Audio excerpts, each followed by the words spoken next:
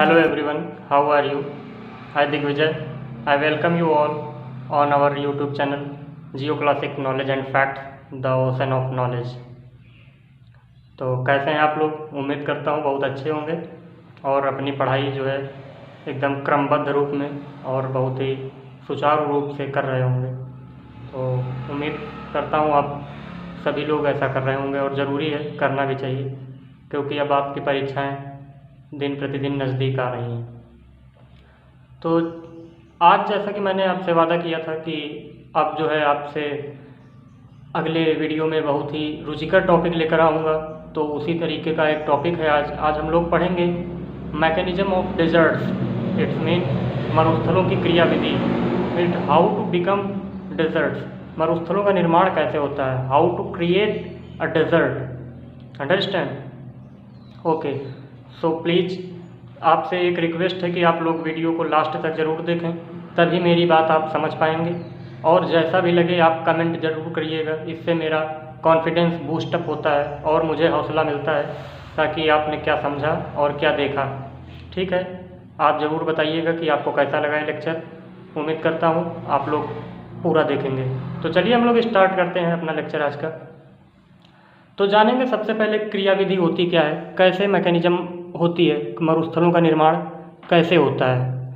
तो सबसे पहले हम आपको थोड़ा सा एक ग्राफ में समझाते हैं, ग्लोब में। तो देखिए, ये आप मान लीजिए कि एक पृथ्वी का ग्लोब है, एक रफ डायग्राम में बना रहा हूँ जिसे आप सभी जानते हैं।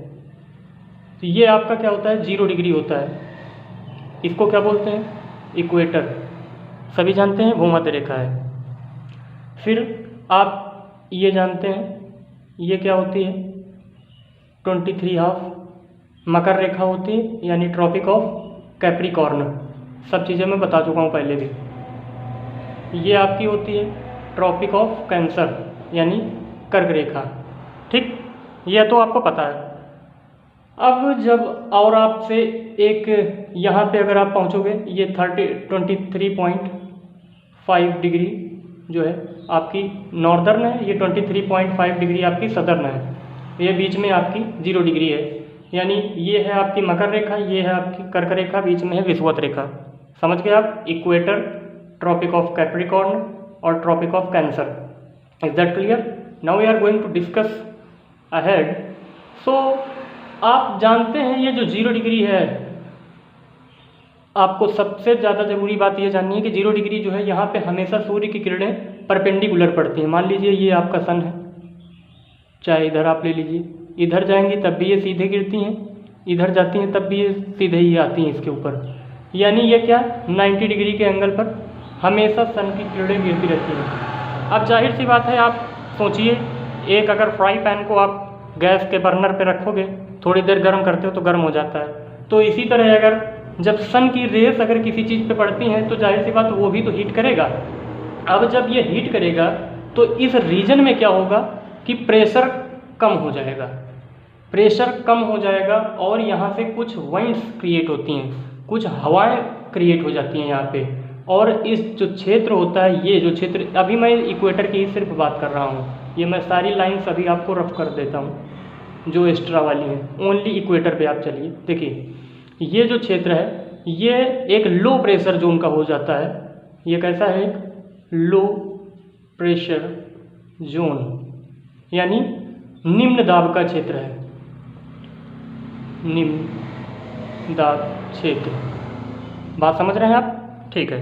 तो लो प्रेशर जोन जब होगा तो अब यहाँ से जो हवाएं उठती हैं, भाई समुद्र से हवाएं उठेंगी तो ये अपने साथ, अब ये मान लीजिए विंड उठ रही हैं, ठीक, ऐसे इधर की बात करें तो इधर ऐसे।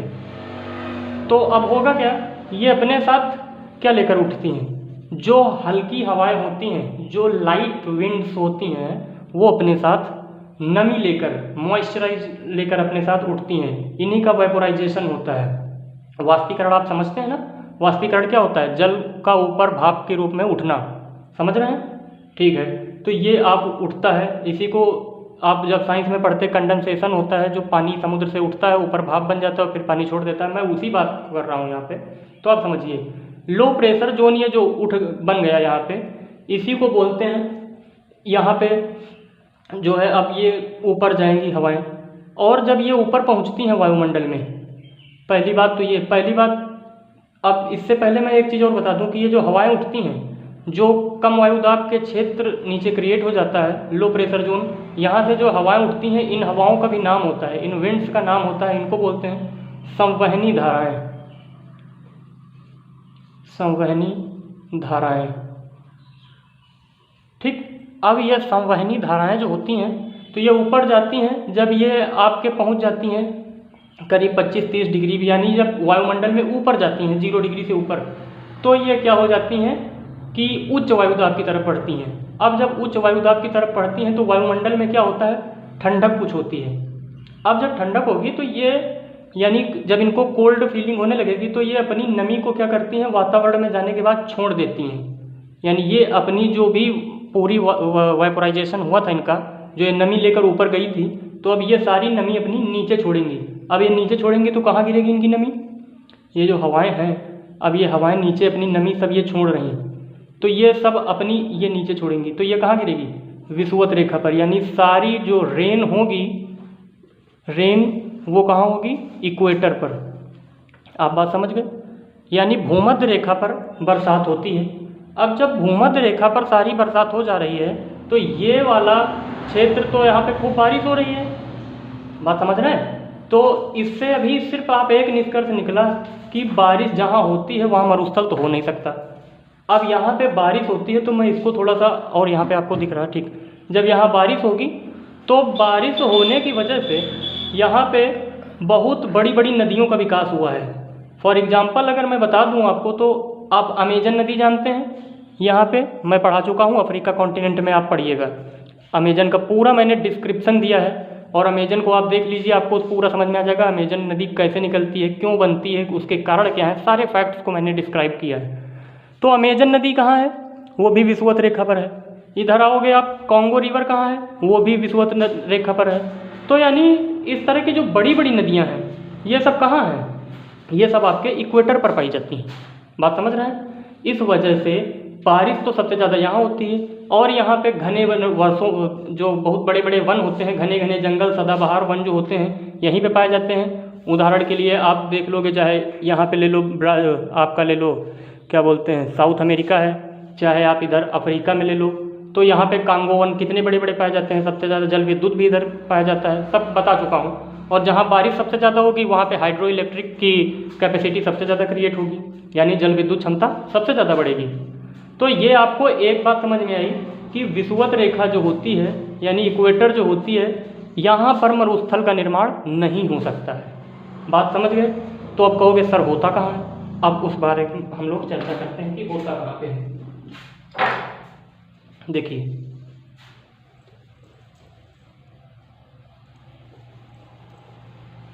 चलिए अब आगे देखते हैं। फिर हमने ये बनाया,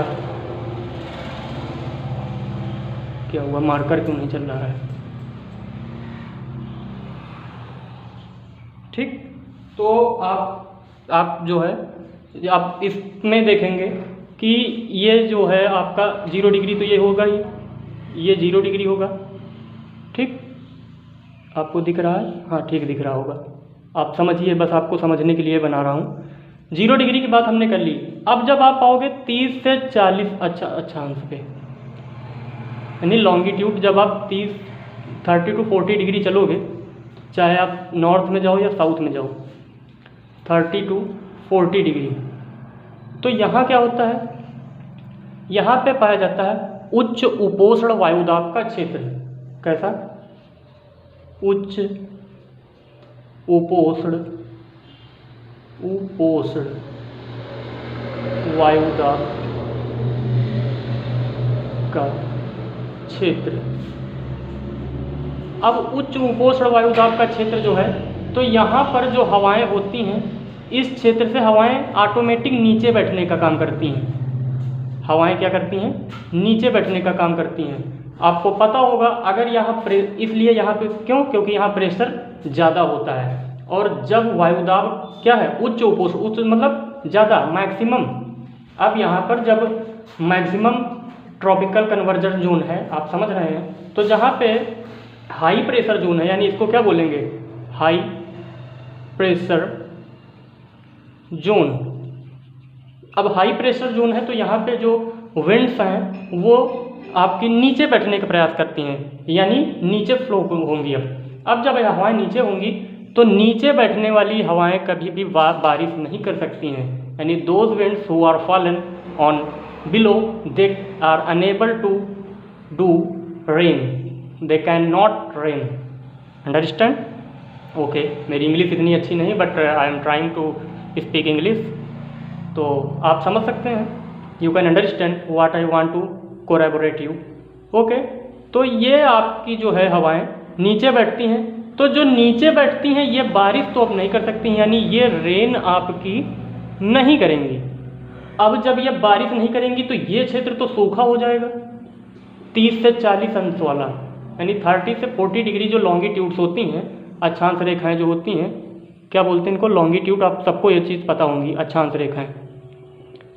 अब यहाँ पर यही चीज़ ऊपर भी लिखना है, तो यहाँ पर तो बारिश जब होती नहीं तो ये क्षेत्र कैसा हो गया, आप इधर देख पाएंगे, हाँ देख पाएंगे, ठीक, ये क्षेत्र सूखा क्षेत्र होता है, सूखा क्षेत्र। अब सूखा क्षेत्र से तात्पर्य यही नहीं कि सिर्फ मरुस्थल ही होगा ना, सूखा क्षेत्र का मतलब होता है कि आप यहाँ पे कोई क्रॉप नहीं क्रिएट कर सकते हो, कोई भी आप जल विद्युत यानी हाइड्रो इलेक्ट्रिक की आप बात नहीं कर सकते हो, यहाँ पे वन यानी फॉरेस्ट ट्रीज़ की बात आप नहीं कर सकते हो, मीन्स यहाँ पे कोई भी जीवन जीने योग्य जो परिस्थितियाँ हैं बहुत कम होती हैं। आप समझ रहे हैं? तो आपको ये निष्कर्ष निकला कि जो पहली विधि से तो ये आप बता सकते हैं कि जो मरुस्थलों का निर्माण होता है, यानी डेजर्ट्स की जो मैकेनिज़्म है, उसमें पहली मैकेनिज़्म आपने ये पढ़ी कि मरुस्थलों का जो निर्माण है, यानी creation of desert will be on the 30 to 40 degree latitude, between 30 to 40 degree latitude. आप समझ गए? यानी दुनिया के सबसे ज़्यादा मरुस्थल जो हैं, अप्रॉक्सीमेट 70 से 80% मरुस्थल जो हैं वो कहाँ पाए जाते हैं, आपके उपोष्ण उच्च वायुदाब क्षेत्र में, यानी हाई प्रेशर जोन में आपके पाए जाते हैं। मीन्स 30 to 40 डिग्री लॉन्गिट्यूड, यानी 30 से 40 अक्षांश पर आपके कौन से वन पाए जाते हैं, क्या पाया जाता है, मरुस्थलों का निर्माण होता है। ये थी आपकी मैकेनिज्म नंबर 1, यानी ये थी क्रिया विधि फर्स्ट, मैकेनिज्म 1 आपको समझ में आ गई होगी। आप इसमें समझ कीजिएगा और आपको मेरी हर एक बात जो मैंने बोली है इसका आप बखूबी लिखिएगा, मेरे हर एक शब्द को कॉपी में अपनी लिखिएगा और उसका प्रॉपर नोट्स बनाइएगा, आपको बेहतर तरीके से समझ में आएगा। मैं जो आपको बता रहा हूँ ये स्टेटमेंट्स एंड असर्शन वाले क्वेश्चन हैं जो आपके यूपीपीएससी, यूपीएससी, सीएससी या स्टेट पीसीएस में जो आपके कथन और निष्कर्ष वाले क्वेश्चन आते हैं, यानी अजम्पशन और असर्शन एंड स्टेटमेंट्स वाले जो क्वेश्चन आते हैं आप वहाँ करते हैं। अब मैं बताऊँगा मैकेनिज्म नंबर 2 कि how to become a desert, how to create desert, मरुस्थल कैसे बनता है। दूसरी क्रिया विधि क्या है, आइए जानते हैं हम लोग। तो दूसरी क्रिया विधि की बात करेंगे तो आप देख सकते हैं, यानी पहली से क्या निकला, फर्स्ट मैकेनिज्म जो मैं आपको लिख दूं कि पृथ्वी पर 30 से 40 डिग्री अक्षांश पर, आपको दिख रहा है ना, अक्षांश पर मरुस्थल का निर्माण होता है। On the earth 30 to 40 degree deserts create, on the earth 30 to 40 degree deserts create. This is the mechanism number 1, and now we are going to discuss about mechanism number 2. What is this? आप लोग जानते हैं कि जो भी continent होता है, continent के जो ईस्टर्न कोस्ट होते हैं, आप चाहे इधर की बात करें चाहे इधर की बात करें, ठीक। तो क्या होता है, जो भी मान लीजिए मैंने एक कॉन्टिनेंट ये कोई बना लिया, ये इसका ईस्टर्न हो गया, ये इसका वेस्टर्न हो गया। जो पूर्वी घाट होता है यहाँ से गर्म जल धाराएं बहती हैं, गर्म जल धाराएं बहती हैं, ठीक। जो आपका पश्चिमी घाट हो गया, यहाँ से ठंडी जल धाराएं बहती हैं, ठंडी जल धाराएं, जल धाराएं समझते हैं, कोल्ड वाटर स्ट्रीम, बात समझ गए। ये कैसी है, ये हॉट वाटर स्ट्रीम है, हॉट वाटर स्ट्रीम। आप स्पेलिंग और राइटिंग पे मत जाइएगा, आपको जाना है मेरे वर्ड्स पे, जो आपको समझा रहा हूँ आप लेक्चर को सुनिए ध्यान से बस, ठीक। तो ये थी आपकी कोल्ड वाटर स्ट्रीम और ये थी हॉट वाटर स्ट्रीम। अब होता क्या है, you know very well that जो आपकी हॉट वाटर स्ट्रीम्स हैं ये अपने साथ नमी लेकर ऊपर उठेंगी, बात समझ रहे हैं। यानी ये क्या करेंगी, वाइपोराइजेशन, जो वाष्पीकरण होगा, इनका वाइपोराइजेशन होगा और इनका वाइपोराइजेशन नहीं होगा। क्यों नहीं होगा, वाष्पीकरण जिसको बोलते हो, क्योंकि आपको एग्जाम्पल के तौर पर व्यवहारिक जो एग्जाम्पल होता है, जो आपका जनरल यूज का एग्जाम्पल होता है, आप समझिए जैसे आप दिवाली वगैरह में हॉट एयर बैलून का प्रयोग करते हैं, ठीक, समझते हैं ना, जिसमें गुब्बारे में आप गैस भर देते हैं और वो ऊपर उठ जाता है, या आग जला देते हैं तो गुब्बारा में माचिस जला देते हैं मैच बॉक्स से, तो वो क्या बैलून क्या ऊपर उठ जाता है। उसी प्रकार इसमें जो गर्म जल धाराएँ होती हैं ये नमी अपने साथ लेकर जा सकती हैं, ऊपर उठती हैं, और इन्हीं की वजह से जो है यहाँ पे बारिश होती है। बट जो आपकी पश्चिमी है, जो वेस्टर्न कोस्ट है, यहाँ से ठंडी जल धाराएँ उठती हैं, यानी कोल्ड वाटर स्ट्रीम उठती हैं, और कोल्ड वाटर स्ट्रीम मैं आपको बता चुका हूँ कि ये बारिश नहीं कर पाती, ये ऊपर नमी नहीं ले जाएंगी, बात समझ गए। यानी अब इससे क्या पता चला, जो नमी नहीं ले जाएगी तो वो क्या करेगी, रेन नहीं कर पाएगी, और जो नमी ले जाएगी ये रेन करेगी। फॉर एग्जाम्पल अगर मैं आपको अफ्रीका साउथ अमेरिका की बात अगर करूं, तो आप जानते हैं कि आपका जो पश्चिमी तट है, यहाँ पे आप देखिए जो पश्चिमी तट है, इधर से एक जो है आपकी कोल्ड वाटर स्ट्रीम उठती है, जिसको बोलते हैं हम्बोल्ट वाटर स्ट्रीम भी बोलते हैं, क्योंकि हम्बोल्ट नामक ज्योग्राफिस्ट ने इसकी डिस्कवरी की थी। तो ये यहाँ पे उठती है और यहाँ पे जो है रेगिस्तान पाया जाता है, शुष्क मरुस्थल। अभी मैं बात करूँगा, अटाकामा मरुस्थल पाया जाता है, चिली में पाया जाता है, कि अर्जेंटीना में पाया जाता है, सब आपको डिस्कस करेंगे, पेंटागोनिया वगैरह। तो इससे मैं बता रहा हूँ कि यहाँ मरुस्थल तो होगा, लेकिन इसके पूर्वी घाट पर क्या होगा, इधर तो आपकी बारिश होती है, बात समझ रहे हैं ना, इधर आपकी बारिश होगी और इधर बारिश नहीं होगी। इसी वजह से यहाँ से जब जलधारा उठती है नमी लेकर के, तो ये आपकी यहाँ पे एंडीज पर्वत श्रृंखला है पूरी, इससे टकराती है, वो खूब बारिश करती है, लेकिन एंडीज के उधर बारिश नहीं होती है। परिणाम स्वरूप ये आपका अटाकामा यहाँ पे मरुस्थल पाया जाता है, इतना बड़ा। तो इससे आपको क्या निष्कर्ष निकला, what you inferred from my lecture, what you get conclusion is that you can find that deserts are found on the bank of continents on western coast, not on eastern coast, means पश्चिमी घाट पर आपके जो है मरुस्थल desserts पाए जाएंगे, but पूर्वी घाट पर आपके जो है डेजर्ट्स या मरुस्थल नहीं पाए जाएंगे।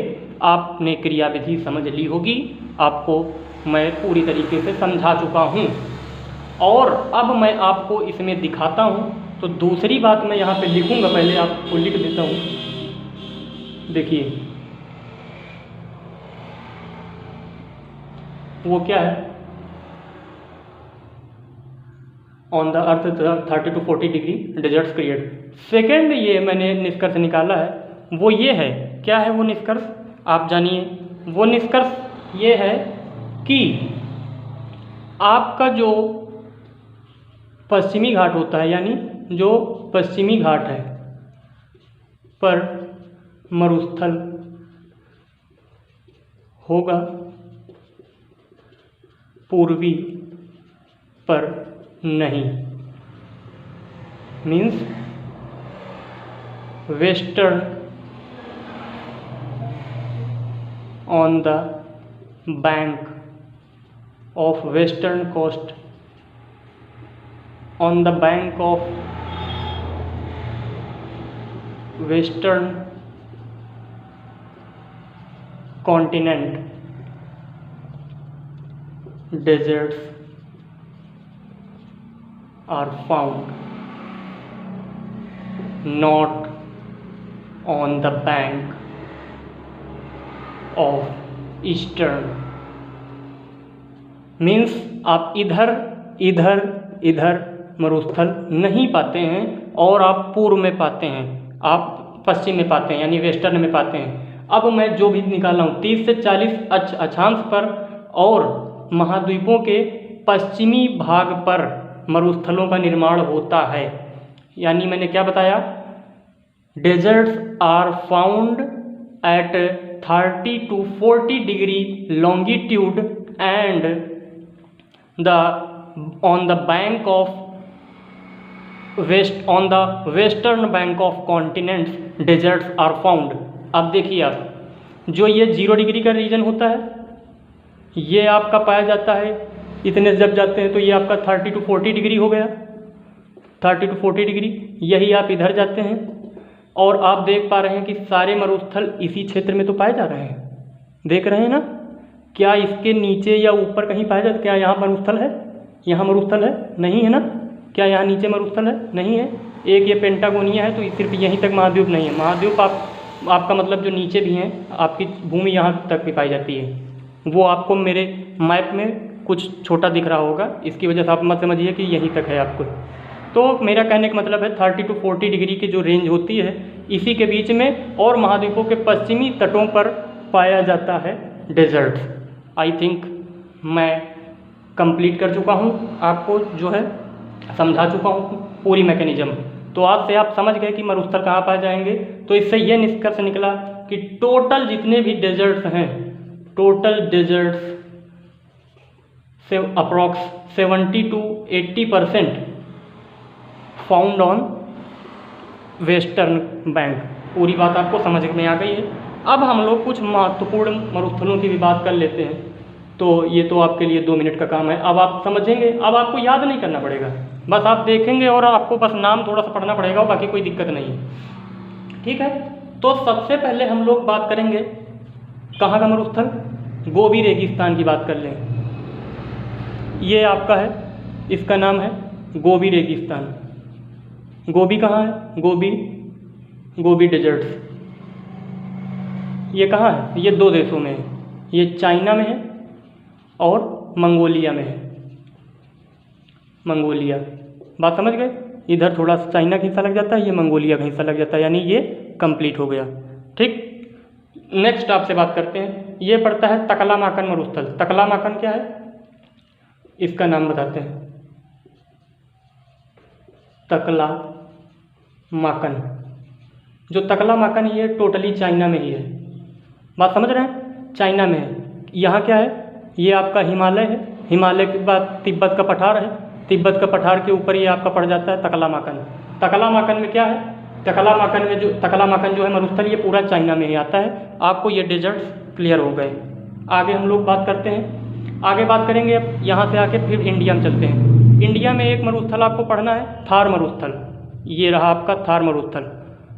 थार की बात मैं इधर दिखा दूँ आपको, कैसा है थार डेजर्ट। थार डेजर्ट कहाँ पाया जाता है, इंडिया और पाकिस्तान में।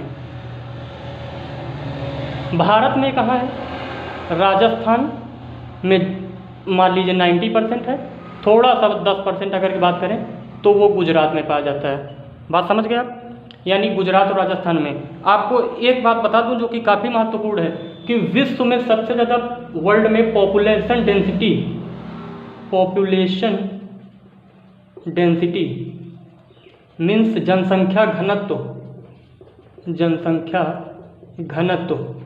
सबसे ज़्यादा किस डेजर्ट में पाया जाता है। यूपीपीसीएस 2018 का क्वेश्चन है, तो ये जनसंख्या घनत्व तो सबसे ज़्यादा आपका पाया जाता है थार मरुस्थल में ही, क्योंकि भारत जो क्षेत्र है और पाकिस्तान का जो ये रीजन है आपका यहाँ पे, तो दोनों में आपका जो है जनता निवास करती है। और भारत में ऐसी जनसंख्या है कि कोई भी जगह छूटी नहीं है। आपको पता है, you know very well, India highly population, broad population can not leave any place, understand. अब हम लोग कुछ और मरुस्थलों की बात जानते हैं।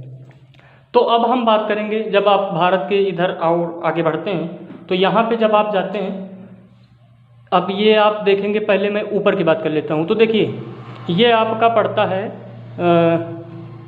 कैस्पियन सागर है, ये आपका जानते हैं आप लोग।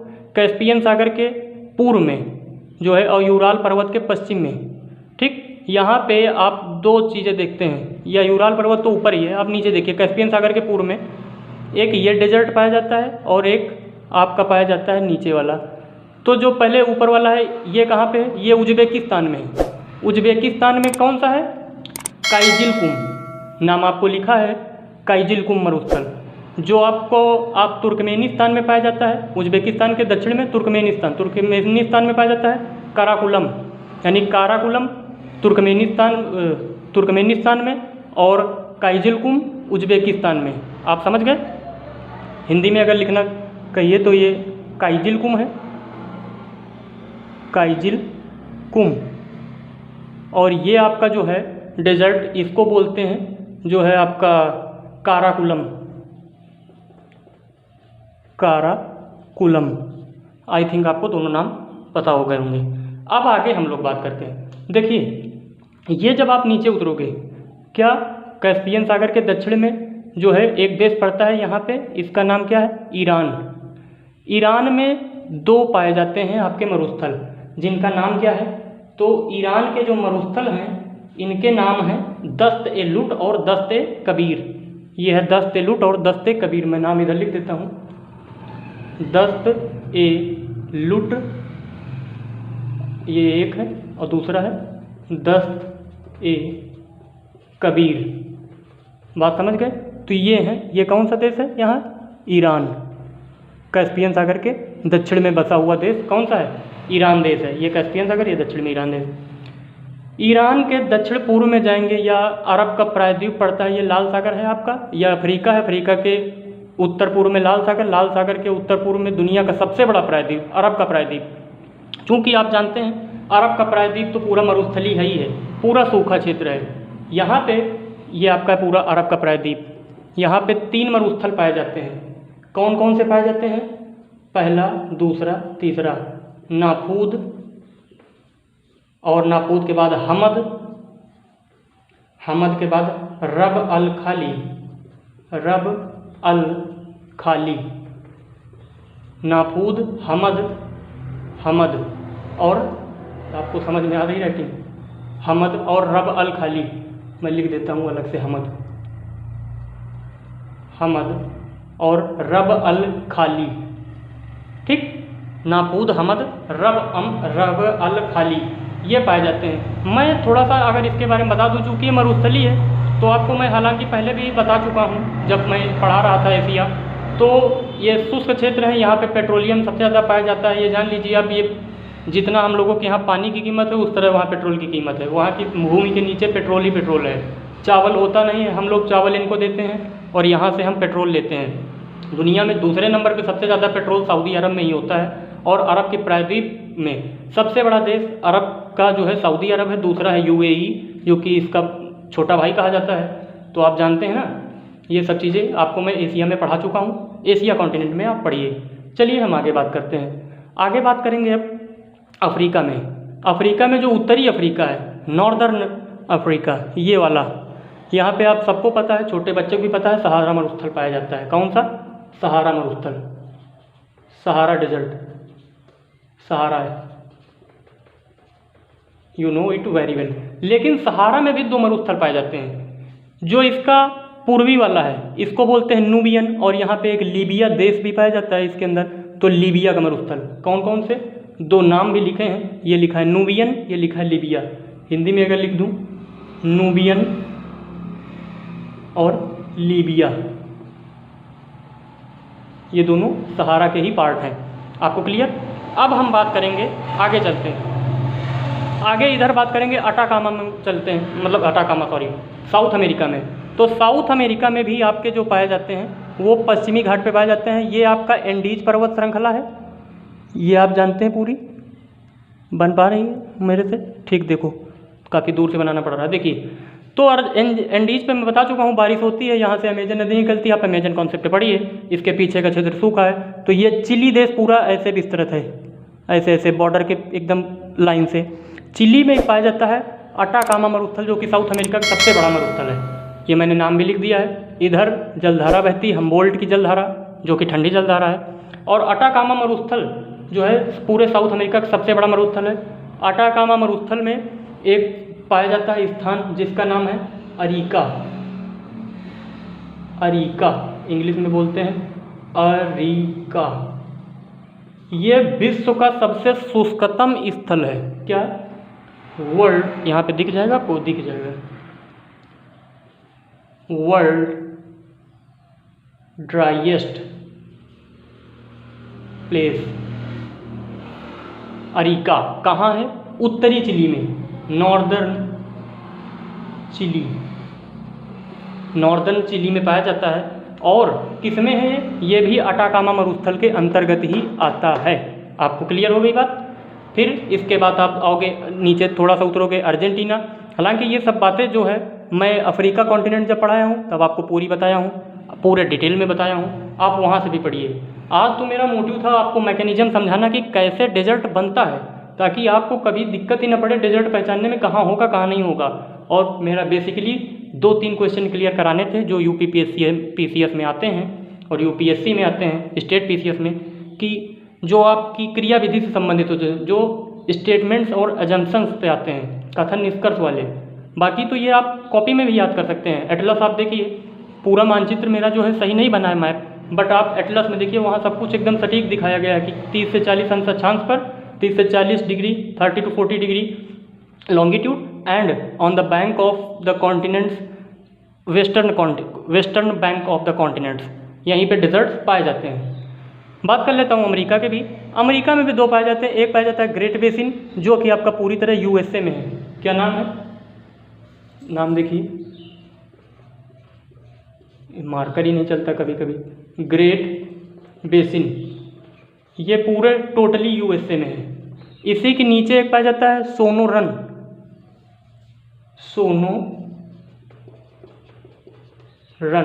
सोनोरन ये आधा जो है USA में है, प्लस कुछ हिस्सा जो है इसका कहाँ पाया जाता है?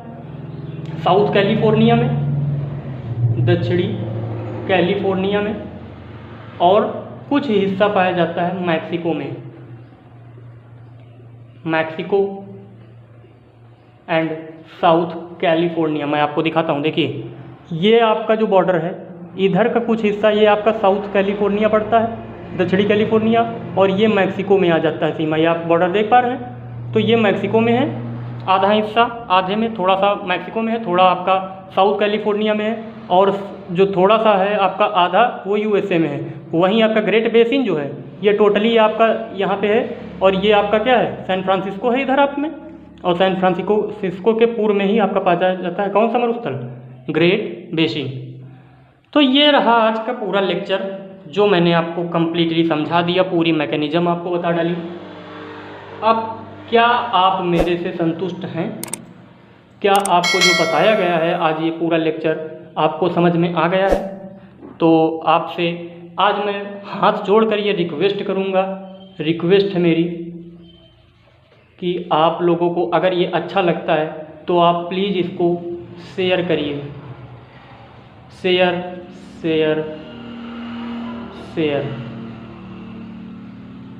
जितना भी आपसे हो पाए प्लीज़ आप इसको शेयर करिए, उन लोगों तक पहुंचाइए जिसको इसकी ज़रूरत है। आप देख पा रहे हैं मैं फ्री में वो कंटेंट प्रोवाइड करा रहा हूं, जो आप पैसे देकर भी इसको नहीं पा पाते हैं। आपको लग रहा होगा मेरे साथ पढ़ करके कि आप फ्री में बहुत कुछ पा रहे हैं। तो आशा करता हूं आप मेरी बात को समझ चुके हैं, और आपसे बस यही रिक्वेस्ट है कि प्लीज़ इस वीडियो को ज़्यादा से ज़्यादा, जितना से जितना आप लोगों तक पहुंचा सकते हैं, चाहे वो किसी भी एग्ज़ाम्स की तैयारी कर रहा हो, छोटे मोटे कंपटीशन, एसएससी, रेलवे, बैंक, इनके लिए तो आप समझ लीजिए इसमें एकदम इसके आंधी में उड़ जाएंगे, समझ रहे हैं ना। They are destroy this winds, this is a tornado for them, like SSC, railway, bank. Are you understand what I explain you? Yeah. So you can share it as much as you can please. I request to all of you. उम्मीद करता हूँ आप लोगों को पूरा lecture समझ में आ गया होगा। अब तब तक के लिए बाय बाय और जय हिंद। तो